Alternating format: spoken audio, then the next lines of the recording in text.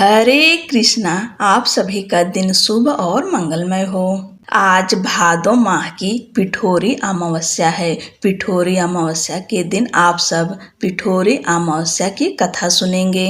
हिंदू धर्म के अनुसार भाद्रपद मास के कृष्ण पक्ष की अमावस्या तिथि को पिठोरी अमावस्या कहा जाता है।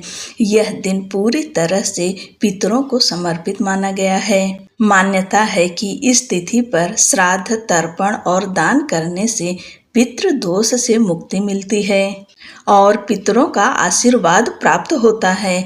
भारत के कई क्षेत्रों में इसे कुशोत्पाटनी अमावस्या भी कहा जाता है। धार्मिक मान्यता के अनुसार इस दिन पितरों को पिंडदान और तर्पण अर्पित करने से परिवार में सुख, समृद्धि और शांति आती है। साथ ही नदियों में स्नान और दान पुण्य करना पापों से मुक्ति और इच्छाओं की पूर्ति का मार्ग प्रशस्त करता है। आप सभी को पिठोरी अमावस्या की ढेर सारी शुभकामनाएं।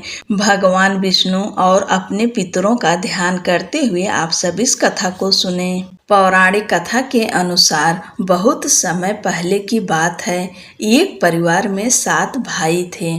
सभी का विवाह हो चुका था। सबके छोटे छोटे बच्चे भी थे।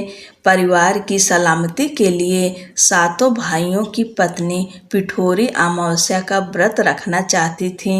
लेकिन जब पहले साल बड़े भाई की पत्नी ने व्रत रखा तो उनके बेटे की मृत्यु हो गई। दूसरे साल फिर एक और बेटे की मृत्यु हो गई। 7वें साल भी ऐसा ही हुआ। तब बड़े भाई की पत्नी ने इस बार अपने मृत पुत्र का शव कहीं छिपा दिया। गांव की कुल देवी माँ पोलेरम्मा उस समय गांव के लोगों की रक्षा के लिए पहरा दे रही थीं। उन्होंने जब इस दुखी माँ को देखा तो वजह जाननी चाहिए। तब बड़े भाई की पत्नी ने सारा किस्सा देवी पोलेरम्मा को सुनाया तो देवी को उस पर दया आ गई। देवी पोलेरम्मा ने उस दुखी माँ से कहा कि वह उन सभी स्थानों पर हल्दी छिड़क दें जहाँ जहाँ उनके बेटों का अंतिम संस्कार हुआ है। तब बड़े भाई की पत्नी ने ऐसा ही किया। जब वह घर लौटी तो 7 पुत्र को जीवित देख उसकी खुशी का ठिकाना न रहा। तभी से उस गांव की हर माता अपने संतान की लंबी उम्र की कामना से पिठोरी अमावस्या का व्रत रखने लगी।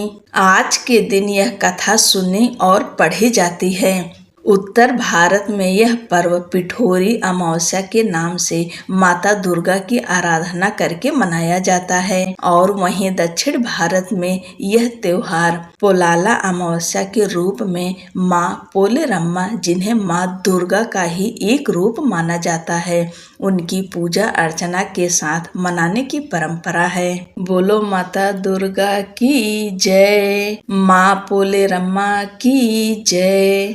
अब सुनते हैं पीपल वृक्ष की कथा। कथा अनुसार माता लक्ष्मी धन संपदा की देवी हैं तथा उनकी बहन दरिद्रता अर्थात अलक्ष्मी गरीबी और शोक की देवी हैं। दरिद्रता पीपल के पेड़ में निवास करती थी क्योंकि कोई भी दरिद्रता की देवी अलक्ष्मी को अपने घर में नहीं रखना चाहता था। अलक्ष्मी का अकेलापन दूर करने के लिए माता लक्ष्मी ने भगवान विष्णु से लक्ष्मी नारायण रूप में पीपल के वृक्ष में रहने का वरदान मांगा। भगवान विष्णु ने कहा कि जो व्यक्ति पीपल के पेड़ की पूजा करेगा उसे सभी तरह के सुखों की प्राप्ति होगी और वह अलक्ष्मी के प्रभाव से बचा रहेगा। जब दरिद्रता ने भगवान विष्णु से कहा कि यदि पीपल की पेड़ की पूजा की जाएगी तो वह पीपल के पेड़ में नहीं रह पाएगी क्योंकि दरिद्रता को पूजा और धर्म के कार्य अच्छे नहीं लगते थे। तब भगवान विष्णु ने अलक्ष्मी को भी यह वरदान दिया कि जो व्यक्ति रविवार के दिन पीपल के पेड़ की पूजा करेगा उससे अलक्ष्मी की प्राप्ति होगी। उस व्यक्ति के घर से संपन्नता का नाश हो जाएगा।